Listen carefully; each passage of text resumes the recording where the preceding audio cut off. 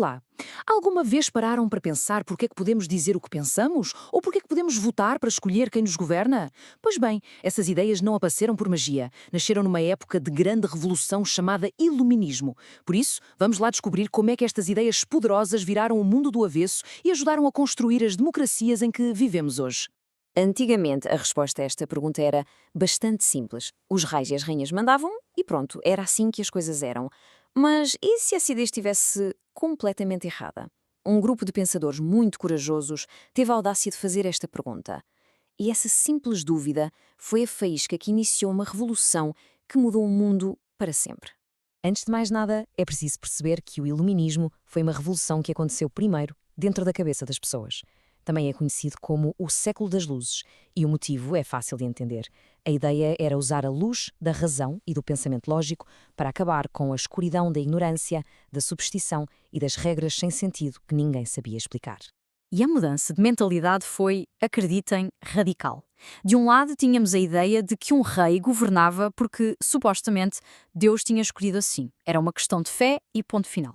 Do outro, os pensadores do Iluminismo disseram: esperem lá, e se as decisões importantes fossem baseadas em lógica, em factos, em provas? Foi uma mudança brutal.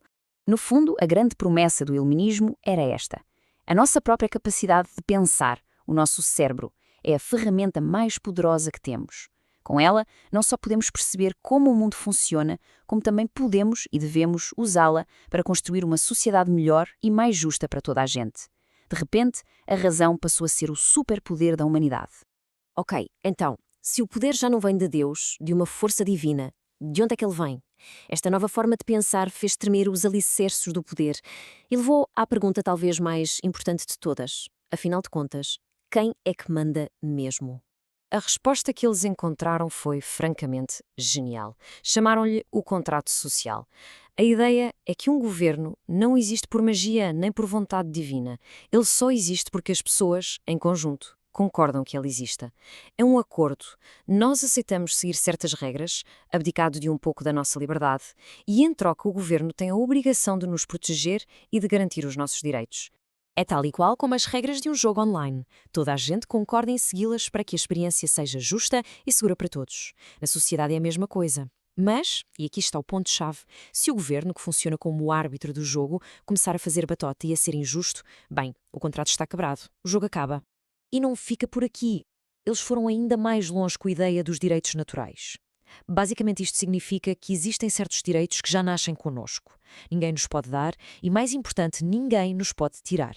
O direito à vida, à liberdade, à propriedade, são nossos e pronto. E a missão número 1 de qualquer governo é proteger estes direitos a todo custo. Então, vamos juntar as peças. Se o governo existe porque nós deixamos e se a sua principal função é proteger os nossos direitos, então quem é que tem o poder a sério no fim do dia? O povo. Nós. Esta ideia foi uma autêntica bomba na altura. O poder não vem de cima para baixo, de um rei para o povo. Vem de baixo para cima. É por isso que, hoje em dia, um voto pode fazer tanta diferença. Certo, as ideias são ótimas, mas na prática, como é que se impede que um líder se entusiasme com o poder e se transforme num tirano? É que os pensadores do iluminismo não se ficaram pelas teorias. Eles desenharam um sistema pensado para ser à prova de abusos de poder. A solução que encontraram foi brilhante: a separação de poderes. Em vez de dar o poder todo a uma só pessoa ou a um só grupo, dividiram-no em 3 partes: o poder legislativo, que cria as leis, o poder executivo, que as aplica no dia-a-dia, e o poder judicial, que julga quem não as cumpre. E o grande truque: cada um destes poderes vigia os outros, para garantir que ninguém se estica. É um sistema que funciona como um bom trabalho de grupo na escola. Se uma pessoa fizesse tudo sozinha, a probabilidade de correr mal era grande. Mas, se um investiga, outro escreve e um terceiro revê, o trabalho fica muito melhor.